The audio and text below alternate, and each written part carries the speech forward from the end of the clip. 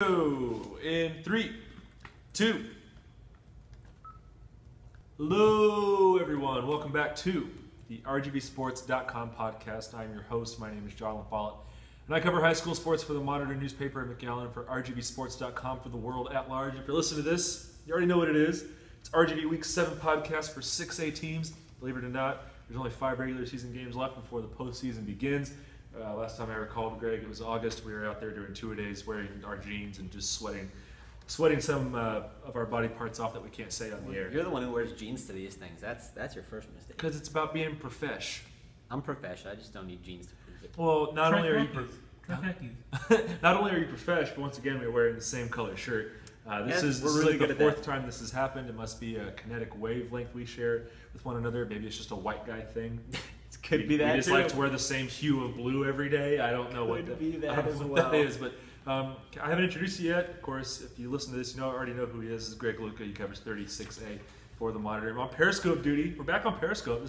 We haven't done Periscope in a couple days here. We didn't do it yesterday for the 5A podcast. You skipped on the 5A podcast and the Periscope. Mario Aguirre is back.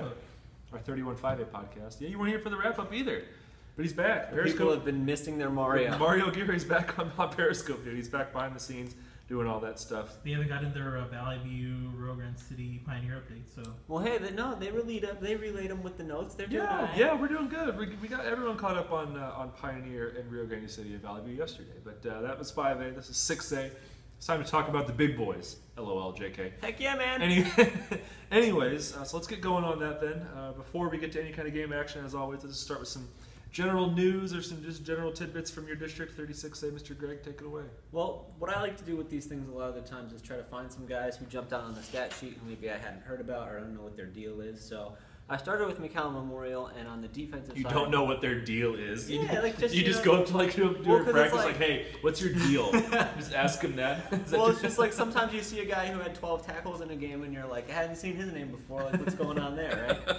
So for McAllen Memorial, one of those guys was Jared Lara, who's had a good season, and he's been their second leading tackler. So just wanted to talk to Coach Bill Littleton about him, and he said this was a guy that they've had kind of penciled in for a little while as their next guy up at linebacker, and he did some stuff on special teams and as a reserve last year, and has really filled into that role well so far this season. Same kind of a deal at La Jolla High. I wanted to check in with them because their third leading tackler is a sophomore, Jonathan Gomez, and he actually stepped in when they had a season-ending injury during week 1 to one of their outside linebackers. He's filled in just fine there for them, and that's been kind of a surprise for them, so that's been pleasantly good, and their defense has been all right.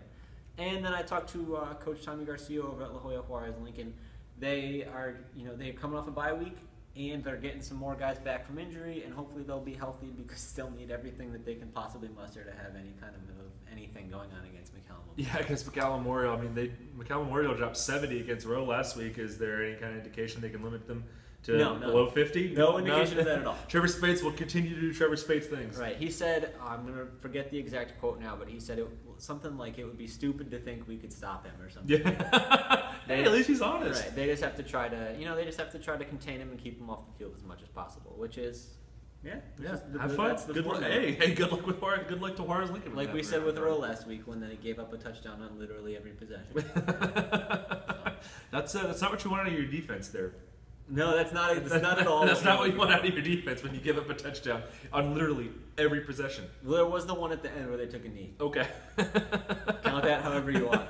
Way to get a stop there, Road. No, I tease. You can check out that notebook on RGVSports.com or in today's issue of the Monitor newsstands everywhere or in your neighbor's mailbox, which I like to say as well. It's always good to spread the love or just take the love. You take the love from people. Well, it's like 75 cents. It doesn't matter. You're not stealing a car. You're stealing a newspaper. Yeah, our product doesn't matter, John. Just tell the people that. Well, I mean, it's journalism. It's journalism in the digital age. It doesn't matter. Anyways, here's the thing. What a hater. If they're subscribers and they get the version 2. Correct. Even if someone steals it off their front porch. That's right. Look at you. So it's for the betterment of the whole. All right, I understand. Any injuries or anything? Everybody got all their horses ready? I think, like I talked about, the ones who, it's actually been surprising. McAllen Memorial is really good on that front. They haven't had anybody go down, and that's, a thing where, decently a factor in the fact that they've been by far and away the best team in this district. McAllen High's been pretty clean, too. La Jolla, like we talked about, some guys banged up but coming back. And same thing with Juarez Lincoln. So I mean, little bumps and bruises here and there, but nothing too serious, which is good to see. You mentioned Mac High, and we touched on Rowe. Let's get into some game talk here now. This is a game that you're going to be covering. It's Rowe against Mac High Yes. at McAllen Memorial Stadium. No real home field advantage here because they both share that field. This is a game that's kind of a measuring stick for both teams. Right. It's the whole theme for this season we don't know who these teams are. And again, with Rowe, that was the story from day one with them. But for Mac High, it was okay. They lost to Permian, so what? They're going to figure things out. Then they barely get by Mission. Then they lose to La Jolla High. Yes. And now this team seems like they totally don't have any identity at all. What are you looking for in this game? My mission this week has been to figure out what's wrong with McAllen High. That's just my number one priority is to figure out what's going on here. Because I don't like when I get to feel like I have no idea what I'm talking about. Right? Is this gonna go on? You said Mission. I got the Mission Impossible thing in my head. Well, Is it a Mission no, Impossible? it's not. I mean, it might be. I think it is mission possible for them to get it together. I think they could be all right, but the issue, I got to talk to Coach Kevin Brewer today because I'm doing a story on kind of Mac High's troubles and what's been keeping them from having the season they thought they would for Friday's paper in advance of this game. Because just to put it in perspective, I mean, they won these two games against Mission and against La Jolla High by 30-plus points last year. Mm-hmm. Totally cruised, completely easy. And we knew that they're obviously not the same team, but I thought that they would have a similar level of success. And I think they've come back down to earth, and those teams have picked up their level a little bit. Suddenly, these games are very competitive. So, again, focusing on McAllen High. For the defense, they talked about third downs a lot. And when people say that kind of stuff, it's like, well, what's different about third down from every other play? That's what I wonder. And it's like, they didn't have a great answer for me.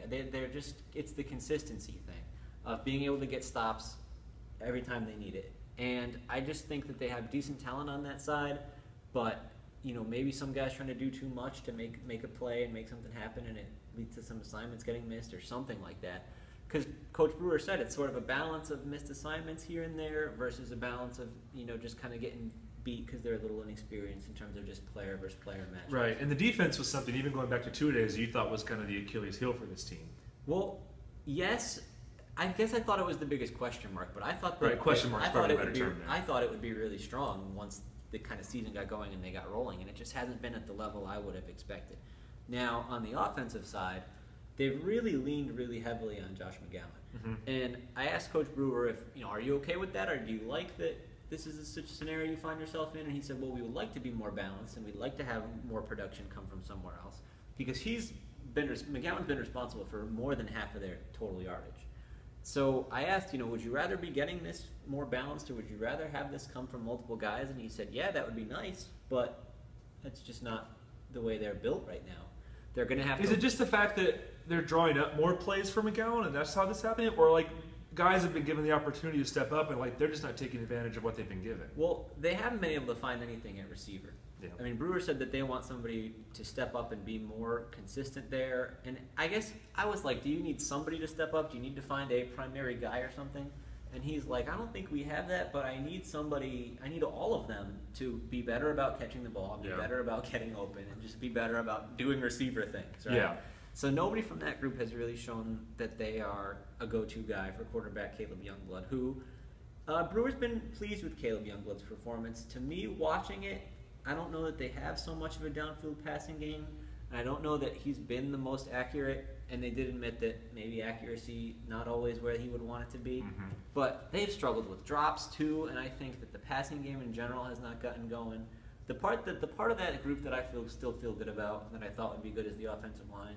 Watching some of their games and seeing what I've seen and talking to them, I think that that's been a strength still.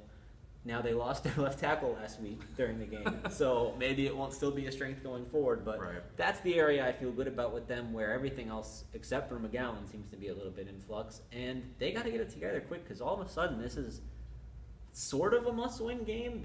Players said it, Coach Brewer said, well, we got to win 3 out of 4. And, yeah, that's the scenario that they're in. Well, you got to win 3 out of 4, because, if you look at McAllen Memorial, you pencil that in as your loss, so that you're saying you got to beat Rowe, you got to beat Palmview, and you got to beat, who's the other one? La Jolla Juarez Lincoln, right? Well, there's Palmview as well. So I think it's 3 out of... Palmview, yeah. So they got to beat Palmview, Juarez Lincoln, Rowe, and they got to beat in Memorial. Those are the last 4. They got to win 3 of those 4. And again, like I said, you pencil in Memorial as a loss. Right. So but this pretty much is a must-win for them. Yeah, I mean, it's just like the way these teams are so even. Anytime you lose to one of them, it becomes an issue. And what I mean by that is to say, you lose a game to La Jolla High, and La Jolla High is one of 4 teams or 5 teams in the mix for spots 2 through 4, and now you have to beat all these other guys because that team's probably going to be ahead of you. You know what I mean? Yeah. So if we think Palmview's good, which I still think Palmview maybe is a slight notch ahead of the group, we'll talk more about that game in a minute. But now suddenly McAllen High needs to be ahead of Rowe, or they might not be in at all. That's true. Which is insane. Yeah. Right? Yeah, absolutely. We talked a bunch about Mac High and what's ailing that team. But when you look at Rowe, have they started to figure things out at all? Because like I said, when you go back to the beginning of the season, we didn't know what to make of Rowe, but still kind of don't know how to gauge them. What's your takeaway, at least for Rowe, and what do you kind of expect from them out of this game? Well, the big thing with Rowe is you look at the offense, and it's a spread offense, and they pass the ball a lot, and they've had some success doing that. So I think one thing that's an advantage for them is that they sort of, and I wrote a big story about John Paris today, how he stepped up as a runner and as a passer for them at quarterback. I think what's an advantage for them is they present a different style from a lot of the other teams, and maybe that gives them an edge in some of these matchups because other teams don't have to work against the pass as much as they do in this specific game. But I just don't know about the defense still. They're still kind of an undersized unit, and they still haven't really shown a ton. And they give up 430 some yards a game, right. 420 some yards a game. Yeah, that's been inflated because you play Laredo United, and they do that to everybody. But the thing is, it's just not a great looking defense at this point. So it'll be interesting to see against McAllen High which one of those 2 units is better, which one shows up that day. They're really going to rely on being quick and penetrating and getting pressure because they're undersized, and that's what all the undersized units say, but that's how they try to make it work.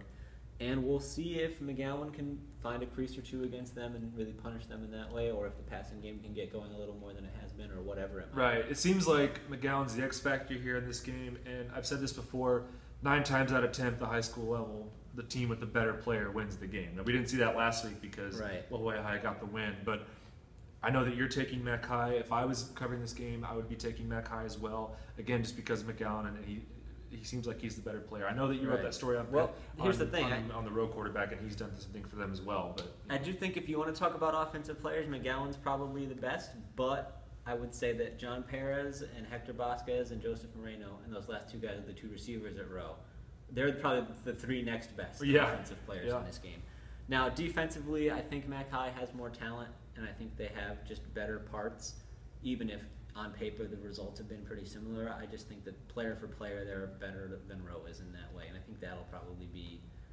I don't know, I would have said the same exact stuff last week against La Jolla, right? I would have said they have the best offensive player on the field, and I would have said they have the better defensive talent, and I would have thought they would win that game, and I was totally wrong. So it's just about how they put it together at this point, right? It's very clear at this point that talent alone is not going to get it done for McAllen High. That's true. You make a good point there. What was the score? What's your predicted score for this one?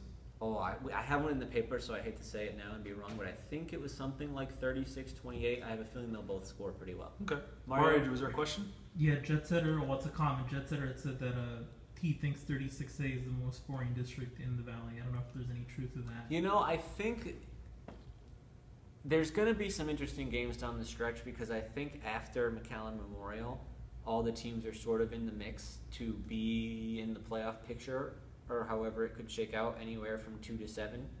But in terms of where a lot of these other districts, even the ones that are bad, like let's say 32-5A, there's still some tension over who the district champion is going to be. There's absolutely none of that here. Yeah.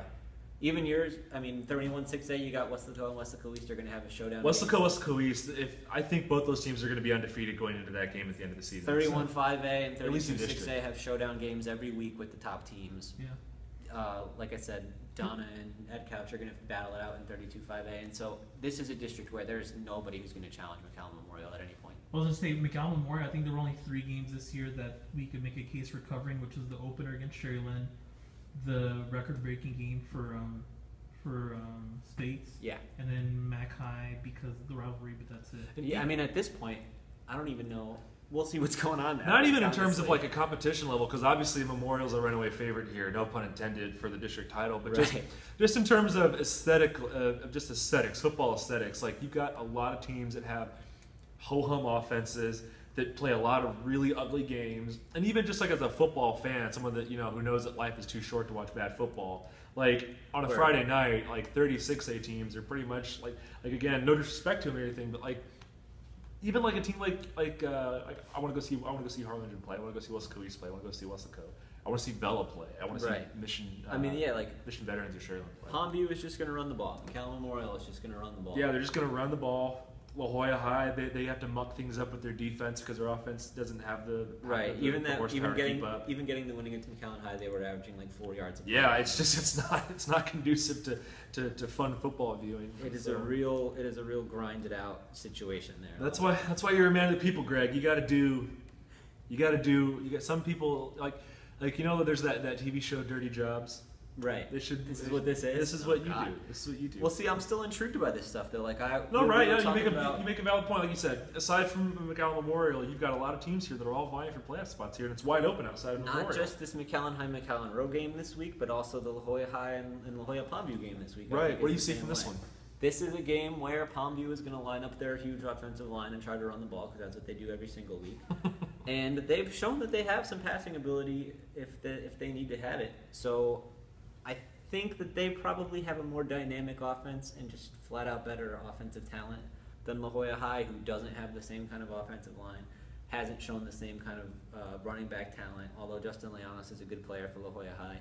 Hasn't shown the same kind of receiver talent, even though J.C. Maldonado is a pretty good receiver for La Jolla High. It's just like everything Palmview's doing, but just a step below. It's very similar, but just a notch lower. Not quite there. And that's why I think I lean Palmview in this game, just because across the board they're a little bit better. However, what Coach George Espinoza of La Jolla keeps telling me is that they're getting healthy and they're kind of getting it together, and these games that they've been losing by 40 points the first couple of weeks are not what you're going to see. We're going to see more games like when they beat McAllen High. Yeah. So if they come out this week and they beat Palmview, then I'll be. It's just be another trend, not necessarily the trend, just continuation of the trend for this district. Right. It seems like just you never know what to expect. It'll be just another. If it's not McAllen Memorial, it'll be another situation where he was right, and they're getting it together, and they did enough to shut down Palmview's run game, and that's all they had to do really. Yeah, I mean anything could happen in this game, just because, like I said, with La Jolla High, their offense isn't good, but their defense is good enough to just muck things up and give their offense a chance. And I would be surprised that it happens in this game. Yeah, maybe Palmview will need a big play from Damian Quintanilla in the passing game, and he's shown really capable of doing that if they need it. Yep. But that's that kind of thing where I feel like that's there if they need it is the X factor that I think puts Palmview a notch ahead. Elsewhere in your district, Mission High has the week off. Rest well to the Eagles. And then you got McAllen Memorial playing Juarez Lincoln Yeah, we don't need to talk about on Thursday. Memorial's probably gonna win that one. That's gonna be the Trevor Spates show once more. So. Yeah, I couldn't see that going any other way. Right. Although I think. Well, real quick, do we know how far away Spates is from the all-time single season record? I have the numbers, and as I'm pulling this up, it'll give me a chance to talk about. I think with Juarez Lincoln, they are not as much of a sort of write-off week to week as I penciled them coming into the year and as they were last season. I really do think that the gap between 2 and 7 in this district is really small. So even if they are the worst team, I think they could even give Palmview a game under the right circumstances. Yeah, I don't think they're going to be getting. I think this game they get blown out, but I don't think week to week that they're going to get blown out like that. We saw that they had a 19-0 lead on Rowe, who was right in the playoff mix. Mm-hmm. So let's see with Spates here. So he now has 8,379 career yards, which is 8th in Texas high school football history. Man, he needs 61 yards to pass 3 guys and move into 5th all time. So that should happen this week. In terms of the single season, he's averaging 284.3 yards per game. And so if he plays 2 playoff games, he would finish the year with 3,412, which would beat the record of 3,306. So again, so he's on pace. Ran like 200 yards last week, so the average ticked down a bit. It ticked down to 284.3. But I think it looks more likely that they'll need to win a playoff game for him to have a shot at this sort of cumulative record. And that's kind of fitting because that's the whole barometer of how we're gonna view McAllen Memorial season. Going back to 2 days, it's like they're gonna sleepwalk through the season, which they should. It's gonna be the Trevor Spates show, which it has been, but ultimately how we view success for McAllen Memorial this year is whether or not they can win a playoff game, because that's the big monkey they haven't been able to get off their back with Trevor Spates yet. And one last thing I want to talk about with Spates as an individual is I've started to put the touchdown mark on my radar because he's got 25 through 6 games. So again, 25 touchdowns in 6 games. So the season record is 48. So again, double his total now because that would be 6 games to 12 if they play 2 playoff games, and he'd be at 50. So that's in range at his current pace. And he is 21 away from Bradley Stevens' Valley record for touchdowns, which is 112. He's got 91 for his career. So both of those are suddenly plausible when you are on pace for 50 touchdowns in a year. Yep. How many more episodes to the Trevor Spade show? I mean, they need there to be 6. Yeah. Or else he's not going to be able to get to the marks that he wants, unfortunately. And I guess, too, I don't know if you've been paying any attention to it or if you've thought about it, but just he decommitted, right? Yes, he is open. So any word or any hint of where he might go? I think he got offered. The latest thing was an offer from Oklahoma, but Yeah. I don't know that he wasn't already kind of set on his final 3 before that offer came in, just for the heck of it. What are his Now, final 3? They could have made he was really thinking about Texas A&M, he was really thinking about Tennessee, and he was really thinking about Stanford. No, I don't know if that's right. Definitely Stanford and A&M. Okay. Those were the 2 that I got the sense that he was leaning. I'm not directly quoting him here. I know people eat this stuff up. I don't want to put it out there if I'm not 100% on it. But I think just in talking to him and kind of seeing the Twitter and seeing the whatever else, that's the sense that I got, that those are the 2 big ones. Because I think the education part is actually really important to him, or at least it's a factor in the decision. Good. He'll get it at Stanford. Yeah, Stanford would do that for you. Hey, you know who else went to Stanford? Andrew Luck? Andrew Luck. Captain Neckbeard. How did I know he would be going? Captain Neckbeard, who is out of commission because the Colts have a GM who's destroying the Golden Goose. Anyways. Is this like the time we talked about the NBA preseason? Yeah. Where you just go on a tangent about something? But I'm not going to go on a tangent. Okay. But We've already recovered. yeah, we've recovered. Before we let you go, we got to get a lock of the I'm week. not going anywhere. We got to get a lock of the week from you. Now, you and Mario, there's 5 games left. You and Mario are still the only 2 left. Of course. That have an unblemished mark. Again, to recap, Palmview let me down in week 3 when they lost to Rio Grande City, and Dennis picked Don North to beat La Jolla High in week 2. But here you go. You got a chance to go to 7-0 and keep up with Mario. For the record, Mario picked Ed Couch Elsa to beat Donna North. Dennis is picking Edinburgh Bell against Sherilyn Pioneer as his lock of the week. I'll get to mine later on in the show, but Greg. Dennis is the only guy I know who in week 7 could manage to pick an undefeated team to lose in the lock of the week segment. But we're all taking Bella, though. And that pretty much is a lock, is it not? Well, probably. I mean, I don't think it's going to be. I think it's going to be kind of like what Roma did, where defensively they gave themselves chances to stay in it. But again, like Vela, even when they're handicapped, is still probably better than a lot of other teams in the Valley. So. Well, Pioneer's injuries this week are on the offensive side, and they feel they'll be able to make it up. So they might be able to keep the score not out of control, but I don't know if they have enough offense. True or false? Vela will score below 30 points for a second straight week. False. Okay. And I think I had 42 to 14 or something. Yeah, you have it as a pretty one-sided game too. I just wanted to take a shot at Dennis. I think it's a fine pick. Anyway, when I looked at the schedule to make lock of the week, I wanted Ed Couch and Donna North, and you said Mario has it, and then I wanted McCallum Memorial against Forrest Lincoln, and spoiler alert, you said you have it. Yep. So I ended up going with Port Isabel against Progresso. That's fine. These are teams I don't know a ton about, but just kind of looking at who's played who and looking at what they've done over the past couple of years, and so far this season, I think I got to lean Port Isabel pretty heavily in this one. Hashtag Tarpon Nation. Tarpon Nation. And it should be noted, we're talking about the sub 5A schools. They start district play this week. A lot of teams had the bye week last week. I know, like Hidalgo and Raymondville played, and MMA and Monte Alto played a couple weeks ago, I think. Where was it not? But should be noted that they're kickstarting the district season. So good luck to all those teams in their pursuit of the playoffs. Who's a good in 4A or sub 4A? That's a good question. Who's good? I'm just looking at the standings here. I'm looking at the standings here for 4A in Division 1. Zapata's 5-1, LaFerrier is 3-2, Kingsville King is 3-3, Hidalgo Gruyer 2-3. So it looks like just based on non-district. Again, I don't keep up with 4A, but it seems like LaFerrier has the inside. Zapata has the inside track. In Division 2, I think Orange Grove is the team to. Yeah, Division 2, you got Orange Grove's 4-0.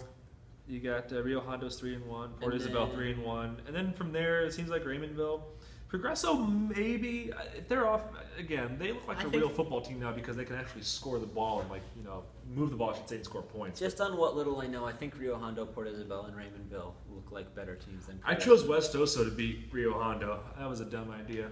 I should have not the worst idea. I should have looked at the standings because if I seen that Rio Hondo's 3-1, I would never picked them to beat West Oso. West Oso is 0-1 0-4, but at the same time, West Oso's played a bunch of teams I never heard of who could all be good. So that's true. And also, West Oso has scored 82 points, and Rio Hondo's only scored 91. There you so go. it's not like that scoring-wise there's that big a disparity between those teams. So, okay, I guess they feel better about it. Rio Hondo lost to Juarez Lincoln.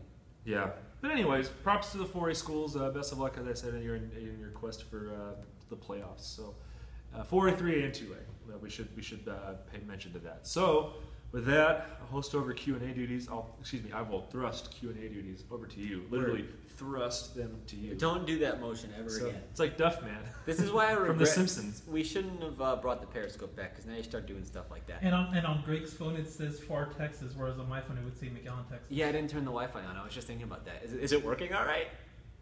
You didn't turn the Wi-Fi on? No. It looks good. There's no lag. Well, there you go. That's surprising. What service you have? I don't remember.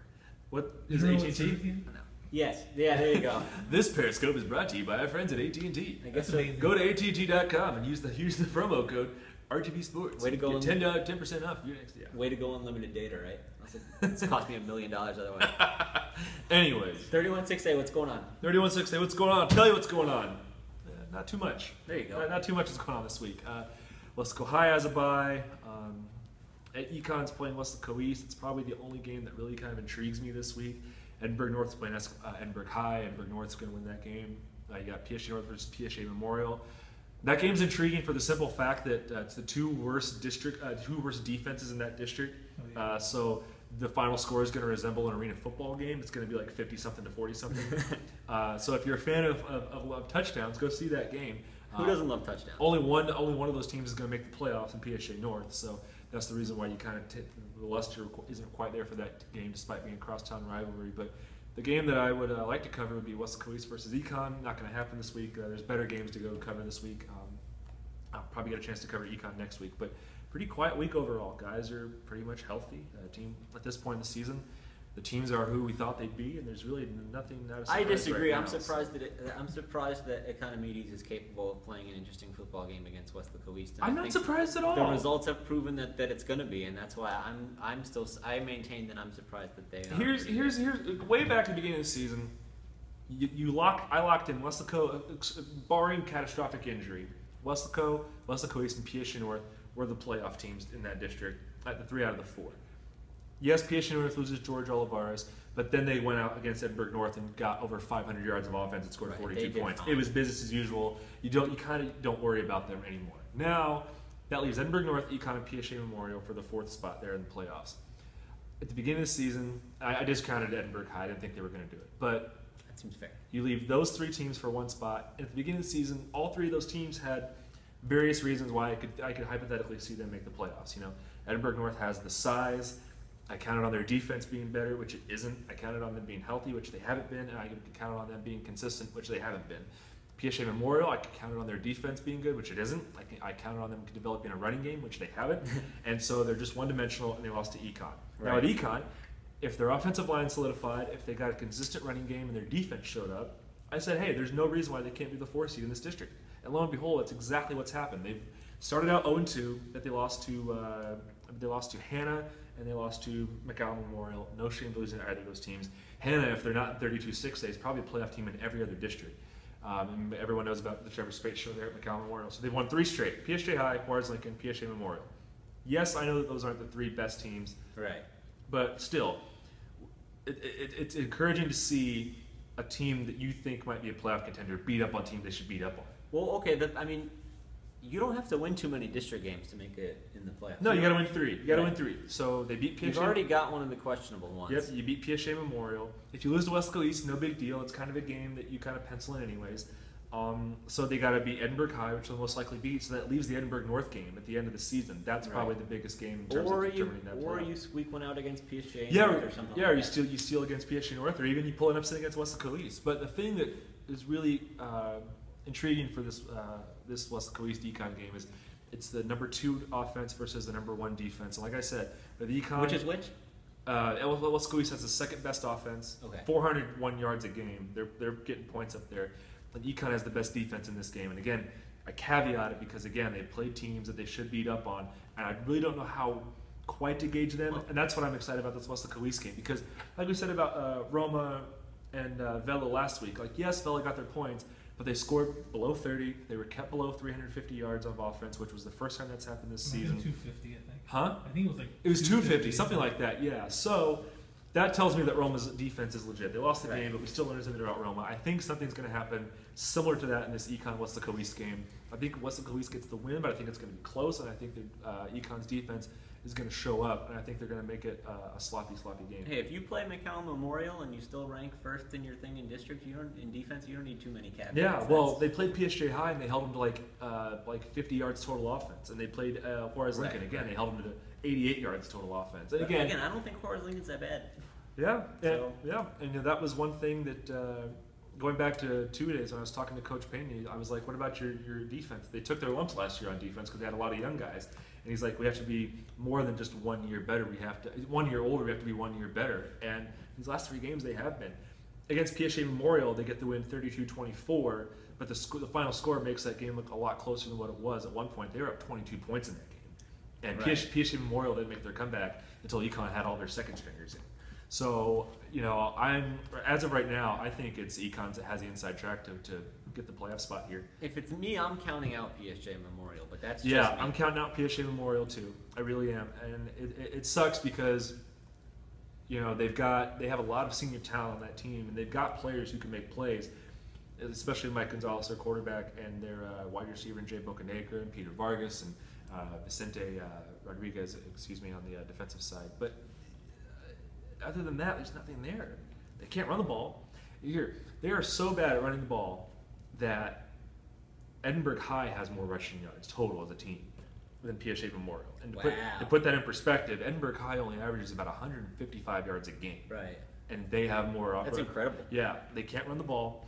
Their defense can't get stops. Does that come down more to the line or to the backs or combination? I don't know if it's weird because when I was there against Weslaco East, they were blitzing every play, and blocking-wise, at least in the first half, they did a good job of protecting the quarterback. They couldn't move the ball because he was getting sacked. They couldn't move the ball because the receivers were dropping wide-open passes. So, but then, I don't know, it just, every time that they were going to run the ball, it just seemed kind of obvious. It's like Weslaco already had it snuffed out. Like Weslaco had it snuffed out. Because every time that Memorial wanted to run the ball, it was always like some draw play. And it just, if you're going to run the ball, power up, put your quarterback under center. I don't think I saw Mike Gonzalez under center at all. He was in the shotgun the whole game. Some teams just don't do that. I understand, but put your quarterback under center, or at least give another fullback out there. Maybe a pistol look or something? Yeah, give some more blockers out there instead of having a draw play. I don't know. It seemed like Weslaco East was wise to their schemes. It just seems like they don't have that running game quite drawn up X's and O's wise or whatever it is. But, yeah, in terms of PSG Memorial, I think their season's over in terms of the playoffs, unless they can, because the Econ game they had to win. Now they got to pull out a win somewhere else. If they beat PSG North, maybe they're back in the playoff consideration. But as of right now, they're probably only going to win two district games, if that. Edinburgh North and Economedes play the last game of the season. Yep. And right now that could be it. That could be it. And then also that same day, you've got Weslaco versus Weslaco East, what could be the district championship game. Because I think both these teams are going to go undefeated in district until that time. So I think the last week's going to be really interesting. I think we're going to have to hire 4 or 5 more reporters for the last week of the season. It's going to be busy. Because I think every Mario's district, I bet nothing is going to be decided. Maybe Bella will have something secured, but I think there's going to be a lot of interesting things there. My district, I think there's going to be a ton of teams playing for playoff position in the last week. Yours, I think we're going to have a district title game and a play-in game of sorts in the last week. We need more bodies, listeners. If any of you guys can write, if you want to, this podcast is brought to you by UTRGV Journalism School. Right. JK. Take a couple classes and be ready in a month because we need you. Like the practice squad? Yeah, like the practice squad. There we'll you go. Like the RGV Sports D League. That's what we can do. I like that. Yeah. Well, why not? Go out there and cover Econ Edinburgh North. You can write for the youth page. Yeah, youth sports extra. Baby. Anything else that you want to ask me about this district? No, I mean I think we got to wait and see some more things here. Maybe see if we get any surprises this week. I think, like you said, it seems like we have a decent idea of how this week could play out, but we'll know. Like is always the case, we'll know more after we see how these. Yep. And again, for my lock of the week, as Greg spoiled earlier, #thanks. No, I'm teasing. It's McAllen Memorial versus Juarez Lincoln. No need to go into detail about that one. So yeah, I think that's really safe. John, do you feel you robbed Greg of the best 6A district? because he had both of them I didn't last rob year. him.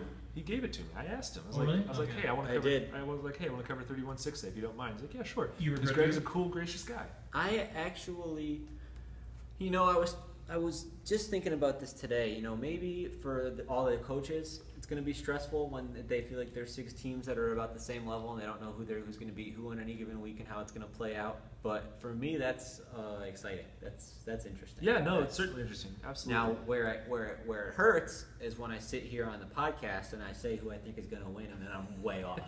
That's where it hurts. But in terms of just a general interest level and things that are happening that I think are worth writing about, I have a feeling I'll see a lot of those the next couple weeks. So that's what I like. You are a man with no credibility. I mean, That's not true. It's just taking hits every week. When I say, man, when McAllen High comes out and loses to La Jolla, it's like, what am I doing? Did you have one of those? Did you look when you got home that night? Did you look in the mirror? Did you hear that song in the background? Like, all around me are familiar faces. Shouldn't I be on top of this? Shouldn't I have seen this coming? And I mean, it's not rocket. I mean, it's not rocket science. It's not exact. It's just fun. We just give our takes and give our predictions. 2 district picks wrong last week. That should never happen. It's unacceptable. Greg, it's okay to get district picks wrong because, like I said, it's just guessing. Now, I'd rather have someone on here be sincere in their incorrectness than just be like a Skip Bayless level troll and just say whatever they want to say just to get a reaction out of people. I kind of feel like we should. Like Mario does that all the time. I feel like we should have one. No, it's devil's advocate, John. I think we should have like one take back pick of the year, and I had that with was it Sherry-Lynn and Laredo whoever. Yeah. That one, as soon as I said I knew that I would be off on this. I should have if I could have my one take back pick, I wish I could have taken Rio Grande City over Palmview, or else my luck of the week would be totally perfect. I was like, I'm gonna go undefeated my first year. But you didn't feel bad initially though, just afterward. That's true. He's not even talking about take back after the game. He's talking about take back when you reconsider that day. Oh, I never really had that. I had that with haven't run into City. that yet either. I was proud that I got Progresso right. Probably the one win they might get this year. I got it. Nailed it. I'm thinking I might pick Jon R over PSJ. I might do it. I don't know if that could happen. That's not out of their own possibility. Flip a coin, I guess. I don't know. But this is going to be week 7. After that, it's week 8, week 9. You know how the math works. That's typically how these things progress. We got 5. Well, today it's Thursday. Tomorrow's Friday. Like the song. Today is Friday. No, it's yesterday. Tomorrow will be Saturday. Or something? And then Sunday comes afterwards. I'll tell people we're going to be covering cross country, John. Tell the people. Oh yeah, cross country. I'll be covering the RGV cross country at Benson Park in Mission, wherever the hell that is. I'll go find it. The Patriot Invitational got rescheduled after some rain. Yeah. I can't wait. We gotta do 32-6A, bro. Huh? We gotta do 32-6A. We do gotta do 32-6A. Forget your stupid cross country. We always forget 32-6A. Let's talk about 32-6A, and then we'll get back to cross country. Don't call it stupid. I'm sorry, I love cross country's cool. I envy cross country people. Let's talk about 32-6A. On Friday, is there any games on Thursday in this district? I don't believe so. Let me see. Harlingen High had a disappointing. Was it Harlingen High? They had like a close. They had to come back to beat Hannah in the third quarter. I mean, they won 28-13. Hannah's not a bad team. Yeah, Hannah's not bad. And I think Los that game was low. The score was Los Fresnos was low. That's because Los Fresnos' defense just shuts people down. That might be the best defense in the valley. The Harlingen High game, I think, played out about how I expected. I kind of thought that Hannah might be able to hang with them for a little bit, and then I'm really high on Los Fresnos' defense. Like, San Benito has dropped points on a lot of people. Like, even though they lost to McAllen Memorial, they still scored 40, 50 points, something like that in that game. They moved the ball really well. well. And they beat Los Coe's, scoring 47 points, and then Los Fresnos held them to a touchdown. In terms of this district, 32-6A, Thursday you got Lopez versus Rivera. Both those teams were winless. We all picked Rivera to win that game. What else? You did? You know what? I want to just talk about this real quick because I just pulled up the stats. The Harlingen-Hannah game, the total yardage was actually very close. Harlingen only outgained them 333 to 294. And I just would have thought that just based on talent, that Harlingen would have had an easier time in this one. They impressed me when they played against McAllen High, but again, since then, McAllen High have learned to think less of them. So, I don't know.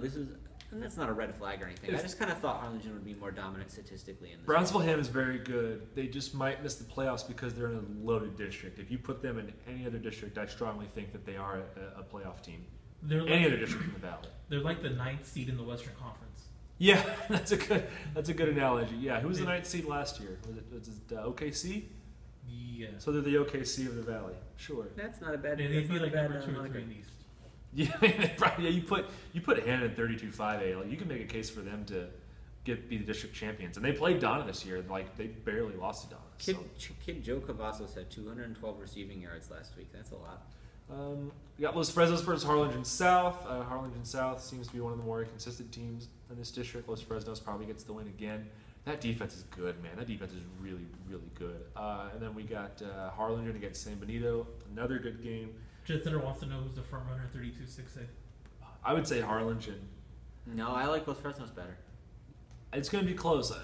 It's going to be one of those two teams. I feel like whoever wins Harlingen Los Fresnos wins that district. I'm saying Harlingen because I've seen them play in person, and they were good. They beat Weslaco. They looked really good. Yeah. You've seen them play too. Right now, I have Harlingen ranked 3 and Los Fresnos ranked 4. But looking at some of these results again and just kind of thinking about it again, I'm going to lean Los Fresnos. But it's really close. I like them both a lot. Yeah, it's really close. They're both really good teams. Harlingen plays San Benito again.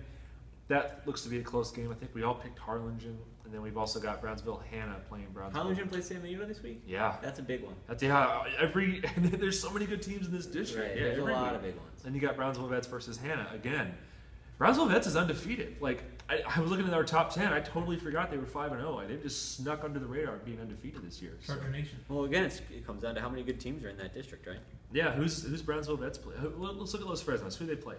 Who have they played so far? They beat Edinburgh North, they beat Ed Calchelsa, they beat PSG North, they beat Lopez, and they beat San Benito. I think this San Benito game, again, looking at the stats again now, really close in terms of yards. I mean, those two played really even, and I'm surprised Los Fresnos kept their offense under wrap as much as they did because they've been explosive. But I would have thought Los Fresnos would have scored except for Lopez, Los Fresnos has played playoff teams. I mean, Edinburgh North might not be a playoff team at the end of the day, but they're a contender. No real pushovers. Yeah, no real pushovers. So yeah, I'm impressed. Shouts to 32-6. Most of these teams are good. So I guess Hannah can ditch the Oklahoma City moniker if they can, or they'll have a shot to if they can beat Brownsville Vets this week. Yeah, that would go a long way. Gosh, their quarterback's good. Marcus Castillo is really, really good.